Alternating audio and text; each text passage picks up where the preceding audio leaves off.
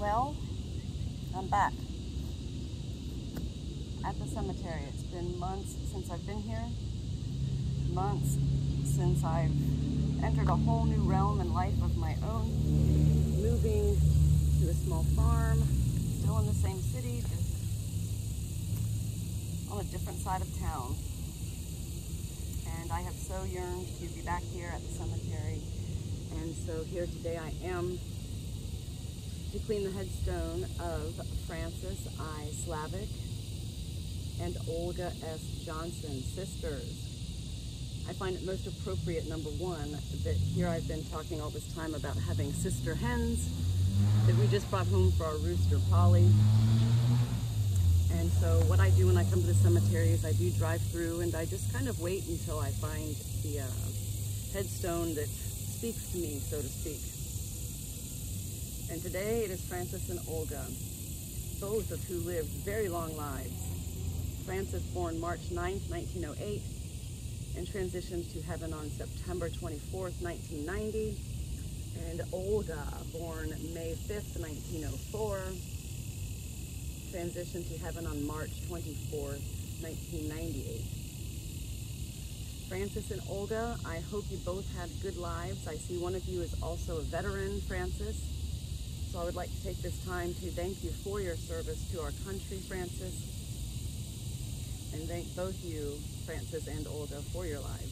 I hope you had good lives. I hope you did not die in fear, and I hope you continue to not only rest in peace, but also enjoy all of the benefits of being an angel of God. And with that, I see a butterfly just flew by, so that is my sign that you two are aware of my presence here this morning. And I'm looking forward to taking care of your headstone, cleaning it up a little bit, and having a little chat with you about life itself. With that, I will go ahead and get started. I see that the sides of your headstone are quite dirty, which makes me happy because I don't like to clean headstones that don't really need to be cleaned. I am grateful to be here this morning. For many months now, I've been very kind of lost almost, and yet not lost. I've been discovering myself in all sorts of new ways, but at the same time, yeah, I've been a little bit lost. Trying to figure out a new life. Hold on one second, girls.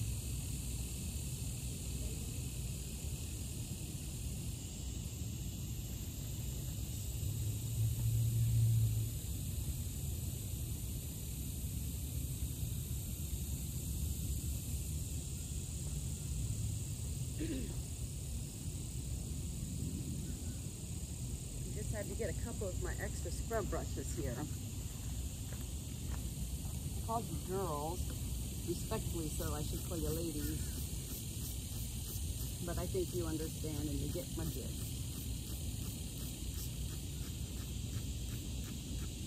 So yeah, I don't know, I've cleaned upwards of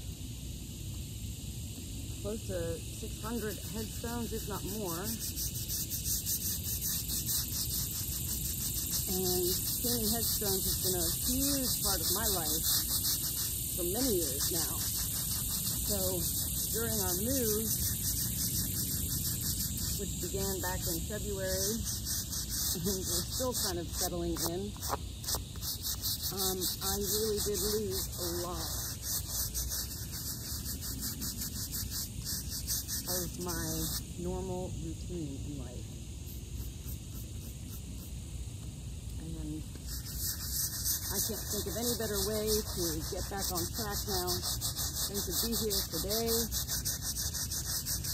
with all my beautiful soul friends here at the cemetery.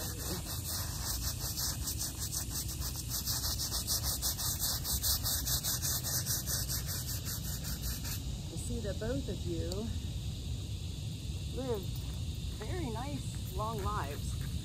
And I love to see two sisters buried together. It kind of, well, it makes me feel happy about my own daughters right now who are sisters. And while we moved Our daughters also moved, ventured out on their own, still in the same city as well, about 10 minutes away from me and Chris. And I think it has been, for all of us, a difficult yet beautiful journey. Not often you can use the word difficult and beauty together, but that is life after all. I bet the two of you had a lot of your own journeys together. And seeing that butterfly was really something else, because I don't see any other butterflies around here right now. But I do take all of the signs of life more than literal. I'm just very much so in tune, I guess.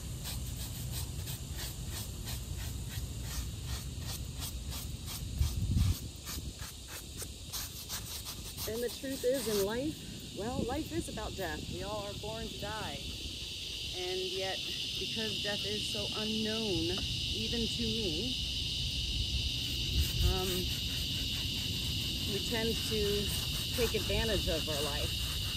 And when we're going through difficult moments in life, we tend to just self-absorb to, well, sometimes not great places and spaces within our own being.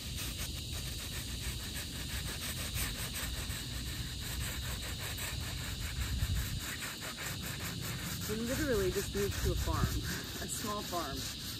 I call it our Airbnb farm. We are renting.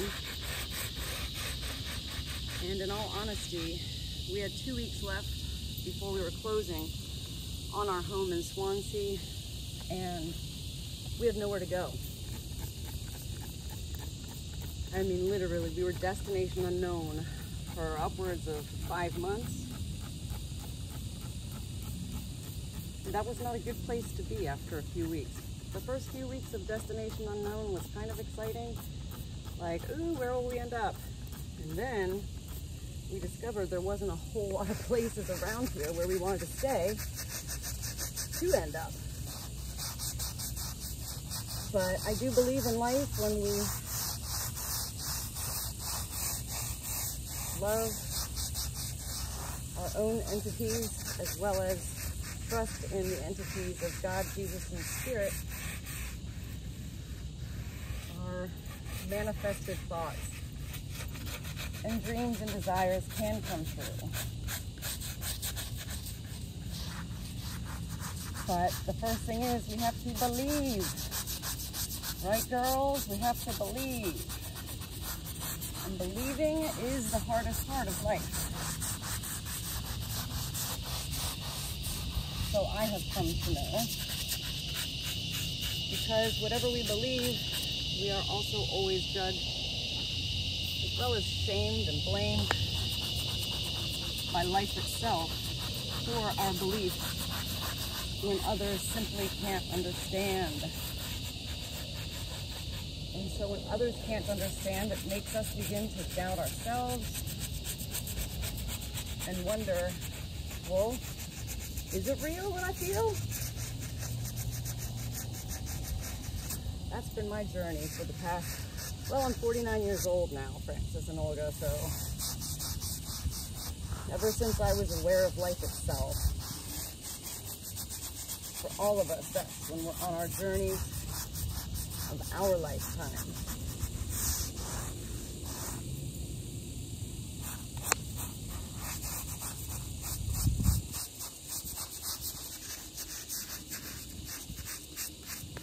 Very busy at the farm.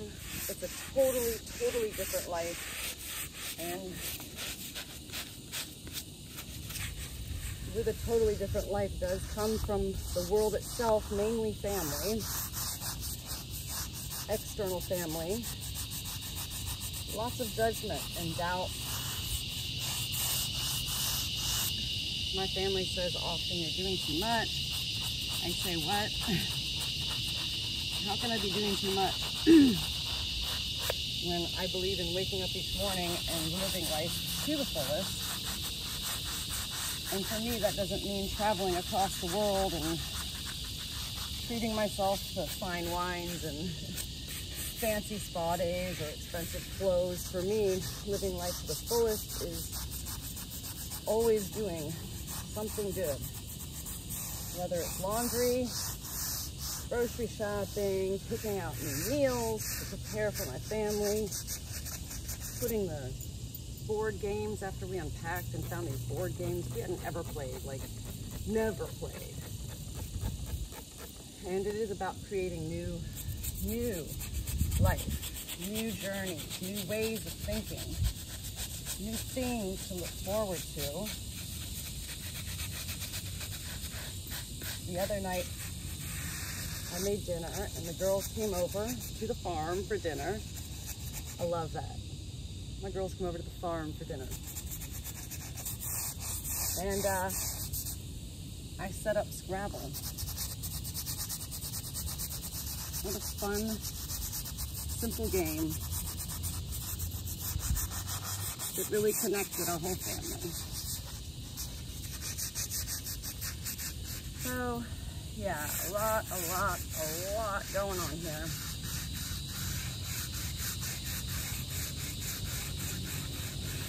As of now, well, 2 weeks ago, we lost my very special dog of 12 years. Literally my co-pilot in life, Louie. And I'm still having a hard time even saying his name. Louie died so unexpectedly, literally, out of the blue. And I was placed into a moment, girls, of saying out loud that day when Louie died, I don't know what to do. And I kept saying it out loud. I was crying. I brought him to the emergency vet, and I didn't expect that he was going to die. I thought, thank God I'm here. They can save him. And yet, he couldn't be saved. And I didn't know what to do. And the veterinarians and the people working there helping out, they didn't even say anything. Everybody, there were so many people around me that moment when Louie died at the vet. And I just kept crying. I don't know what to do. I don't know what to do. Well, it wasn't until actually several days later, as I was going back to my own in hindsight moments, that I realized, wow, the power of prayer. And speaking out loud in particular, something I've been judged for my whole life, speaking out loud. People think it's crazy when people speak out loud. That was my validation, but only in hindsight, the importance of reaching out to any far greater entities, whatever you want to call your greater entities. I call them God, Spirit, and Jesus. And truthfully, I wasn't even saying God, Jesus, and Spirit when Louie died, but I was just speaking out loud, saying, I don't know what to do. So when I look back on that day, they at first thought when they took the oxygen off of Louie that he would just die. But he wasn't dying. He was dying, but he wasn't dying fast enough. And it was very painful for me to sit there and watch his literal soul leave his being, going from trying to lift his head and make eye contact with me to literally, you could see his soul was already transitioning, was already leaving his body in this life. I was very grateful that my daughters were able to come up after Louie died and see him at the vet, to hold him, to cry. Crying is one of the greatest forms of expression. And yet, I don't know. I think we all kind of are raised and grow up in this world that makes us feel like crying is a weakness or something to be shameful of. And nobody knows how to respond to people who are crying or grieving. As well as people judge you, say, well, I lost my loved one who's a human and you lost your dog. You can't possibly be feeling the same pain. But the truth is life, whether it's an animal, a creature, a critter, or a human being. And it has been over 2 weeks now since we lost Louie. And I still, each day, am coming to terms with the fact that he really is no longer here. Like, I know he's not here, but I'm still coming to terms with recognizing that I don't hear his little feet jump off of the bed anymore. I don't hear his little body nestling under the covers during the day taking a nap. And I don't have him anymore at dinner time to say, do I hear Louie? And he'd always give a little bark. Woof, woof. I, of course, have known a lot of death in my life. And I've been, well, at peace with death. But at the same time, when death happens to ourselves, not ourselves, but to someone very close to us, it's a whole other ballpark. And I don't only consider myself a very spiritual person, I am a very spiritual person, very in tune with the parallel world of heaven and angels and all of that. But I found myself, when Louie died, feeling very, very alone in this world. And I felt guilty. Like, how come I didn't know there was something wrong with him? We're in the Florida wet season right now, so storms every day. And I just thought that Louie was freaking out every day and not wanting to eat because of the storms. So I remember I even started to feed them earlier. I'd look at the radar and see that a storm was coming, and I'd say, all right, let's get them fed now. I didn't know he was sick. And yet what they told me that day was that, without knowing Louie's history at all, this emergency vet said it was something to do with his spine, something neurological, and something that had been going on for, they said, a while. So, talk about an eye-opener for me when I think I'm so in tune with life, and even I can't be in tune with all of life.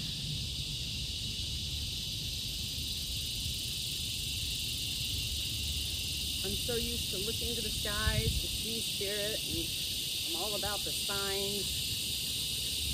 And yet, for the first several days after Louie died, I kept crying because I couldn't see him in the skies. I couldn't feel his soul. I couldn't know what I often do know. And it was very, very painful and sad for me. And my family, of course.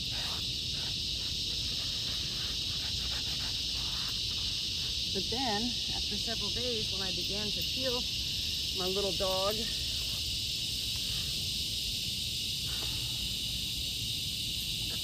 I began to awaken in new ways. And that's where I began to understand once again that death is a part of life. And with life comes death. And with death comes new life. And when I was a younger girl, I always used to think that when people would say, with death comes life, I always used to think that meant that a new baby was being born every time somebody in life died.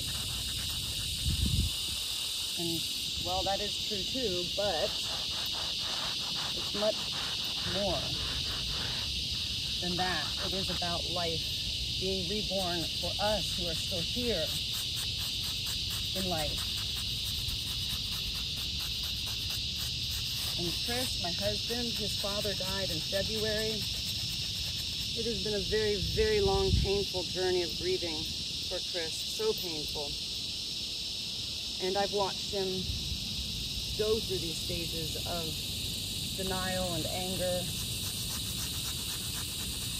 And basically, well, dying himself while living. But I tell you what, I keep sharing, even when nobody wants to hear what I have to say. With respect, I keep sharing, finding ways to share without using the words Spirit or God or Jesus.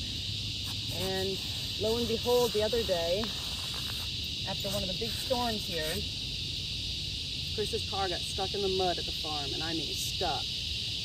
And we spent over an hour, him and I, trying to get this car out of the mud. And we ended up using my truck. Chris couldn't find a chain, he couldn't find anything, but first he found rope and he tied it to his engine, and then he started driving my car forward, and I tried driving his car forward, and it just wouldn't work. The rope kept snapping and all of this kind of stuff, and he was so dirty from the mud flying up in his face, Chris. And then he went back to the back of the barn and he found this rope that had never been opened before. Brand new pack of big, big, thick, heavy-duty rope. And he used that, and we were able to get his car out of the mud. And afterwards, I said to Chris, remember how I just told you yesterday? How people in life always say, what would Jesus do? WWJD. And I told you, Chris, that you need to start asking your dad, JC, what would JC do? I said, I really felt your dad here, and I really felt you utilizing your father in your own entity and being. I could feel you asking your father for help. And Chris just kind of looked at me with this, I don't even know what the look was. It was very moving look. And he said, Natalie, that rope that I found in the back of the barn, my dad gave to me years ago, and I've never even used it. I said, well, would you looky there, Chris? Your father helped us out. That was beautiful, literally beautiful. And the point is, if you don't share these stories in life, if we don't share, period, then how are we to even validate and know that our feelings are true and real?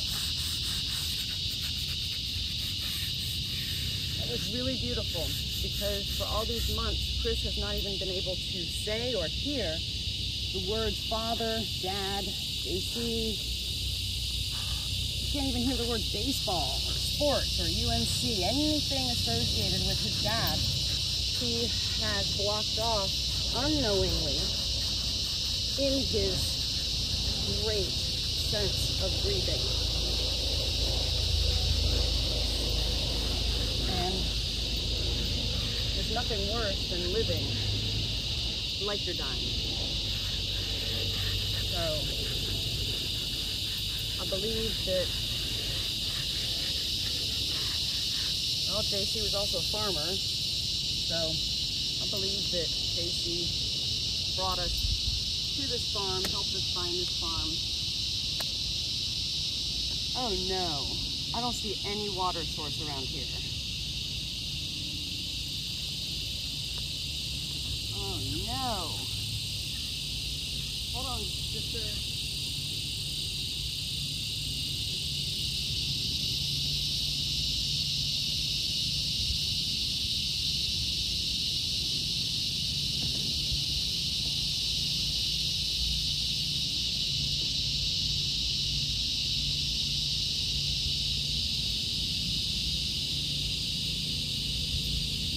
I'm gonna see how far I can get this hose here, but I'm not sure. Hold on, sister.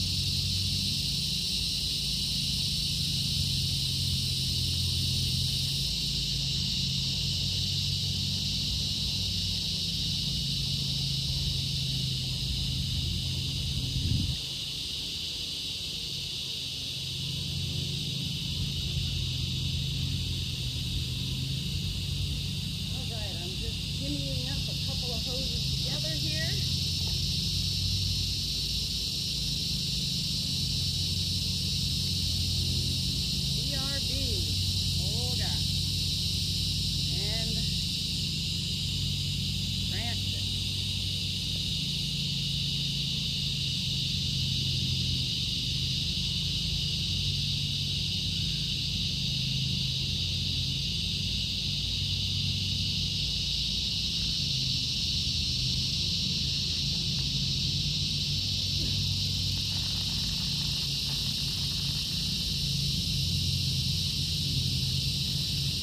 Right. I guess we put 2 hoses together.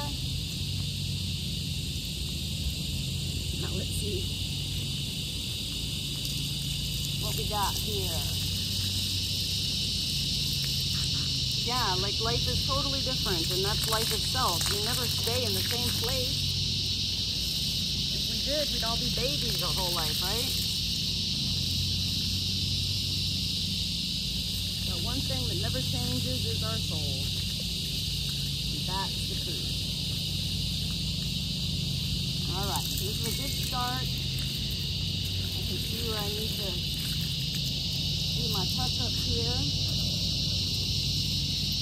BRB. Woo!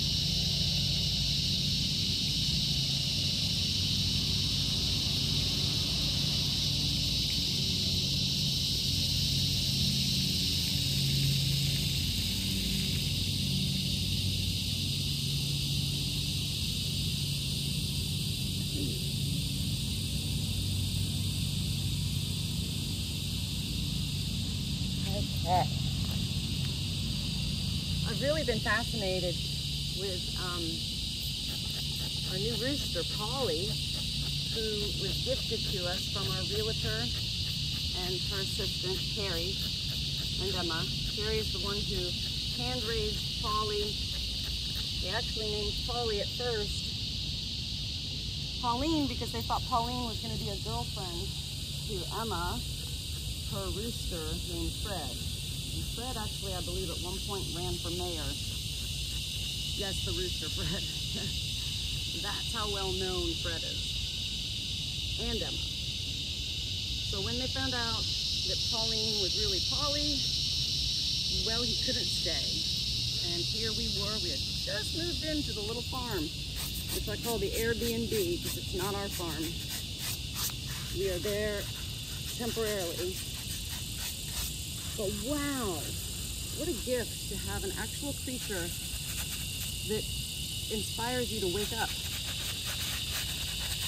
That inspires you to learn to listen for the sound of him cock-a-doodle-doing, which he had just learned how to do when we first brought him home.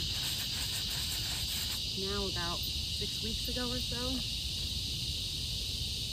And then we found 3 rooster hens for him who had just lost their rooster to wildlife. And 1.5 days before we brought these girls home, Polly the rooster decided to jump on our Australian cattle dog, 90 pounds. He's back. And well, he really attacked the rooster, Polly, terribly. I thought I was going to lose Polly. I thought, oh my God, why would you put this rooster in our life to then have my dog kill him? And so been now 10 days since that attack. And each day, as I tend to Polly the rooster's wounds, I'm reminded that love, attention, caring, as well as researching, utilizing the knowledge to care for others in life is what keeps us alive. If I didn't have Polly to take care of, I don't know. What would my days be like? I've been going through a difficult transition of accepting that my daughters have moved out when I never thought they were going to move out. I mean, I knew they would, but I wasn't expecting it at this time. And the truth is, when my father-in-law died, Chris and I made a lot of decisions out of grief, which we are told in life not to do. It's actually said that nobody should make any truly life-altering decisions for 1 year after someone they love dies. And here we were, selling our home after 10 years, almost 10 years, and destination unknown, and all these just terribly difficult moments.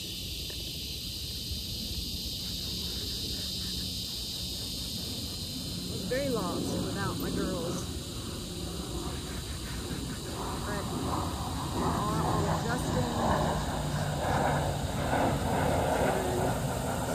adjusting is transitioning. It's an everyday thing. So we're doing what we can, Francis and Olga, sisters. I imagine the two of you do have some stories to share. I know I talk a lot. In fact, I talk so much, I think my family doesn't even listen anymore. I've been invited to speak at a philanthropical group of women, or a group that funds scholarships for women, on September the 13th to talk about my cemetery headstone cleanings. And I couldn't believe it, actually. Over a year ago, there was a magazine article done on me cleaning headstones. And so somebody saved that magazine and then went through the writer of the article to contact me to ask me to come speak to this group. And, well, this is the first time I've been asked to talk about why I clean headstones and what I think about it. I'm very excited about that. I still ask myself, there's not one answer as to why I clean headstones.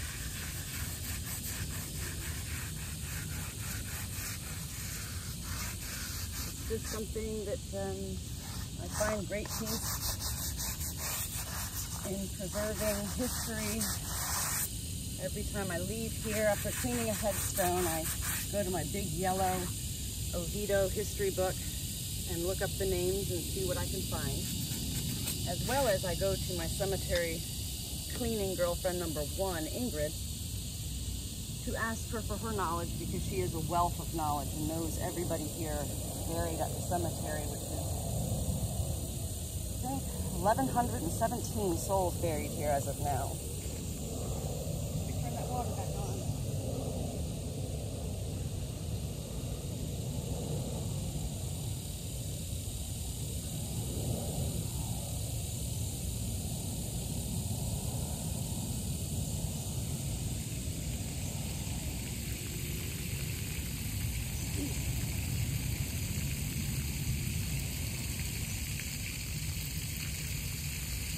Nobody can deny the peace of this cemetery. Nice and quiet, nobody's ever here. except for 1,117 people, souls buried. Nobody interrupts me here. Nobody judges me, blames me, shames me, says I'm crazy. In fact, the cemetery is where I feel my greatest peace.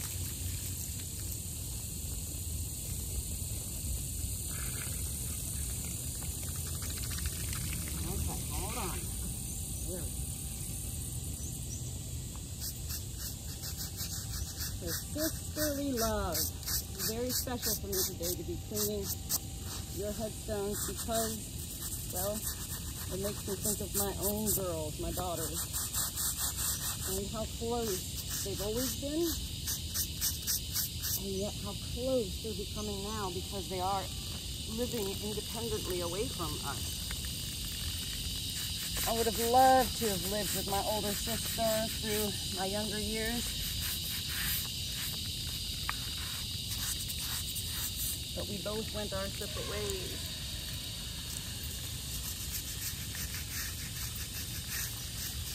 Your sister bonds, well, even anger can't break them,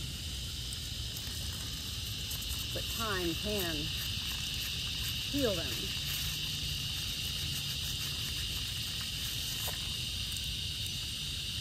This is beautiful.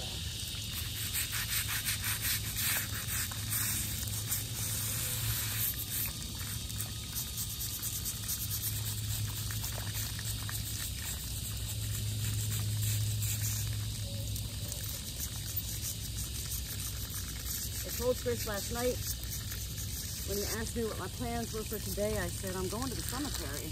He said, oh, good for you. I said, well, yeah, it is good for me.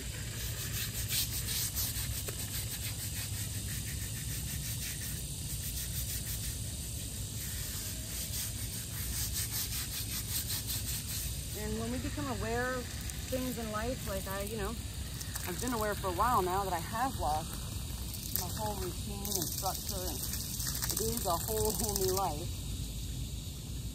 So, as of last night, I was like, I'm done with this crying about it. I need to get back on my own Spirit Flight 1111 and get back out to that cemetery. Start cleaning those headstones again. And staying connected to the city I love living in, which again, even our realtor said, when we found this little farm to rent, and everybody I've met has said, are you kidding me? You're renting this farm? Like, that's unheard of. Nobody rents a farm in Oviedo. They're always for sale, not for rent. And that is where I know heaven steps in always for us, and all we have to do is speak out loud, or speak out loud within our own souls and saying, I don't know what to do, or help me, or I'm lost, or whatever.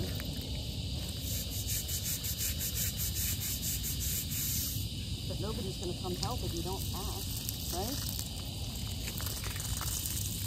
All right, sisters. This is beautiful. BRB. Let me just turn this water off.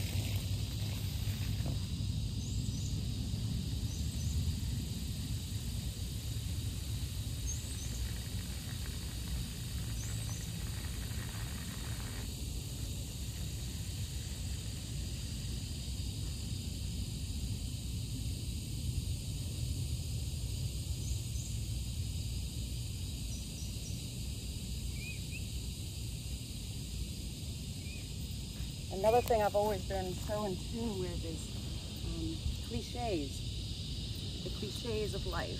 And for years now, probably like 10 years, I have been documenting all the cliches I hear in my life. And I'm like, whoa, I gotta say, 99.9% of all cliches are true. I'm gonna put your flag back up here, Francis.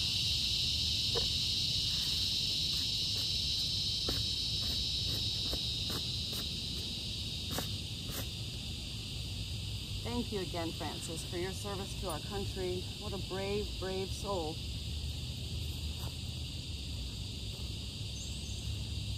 You remain. Brave souls in life remain brave souls in heaven. I hope the two of you, your souls, really are enjoying all of the benefits of being an angel.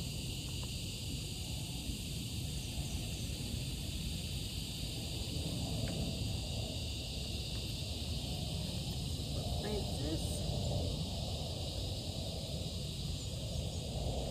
And for Olga. Olga.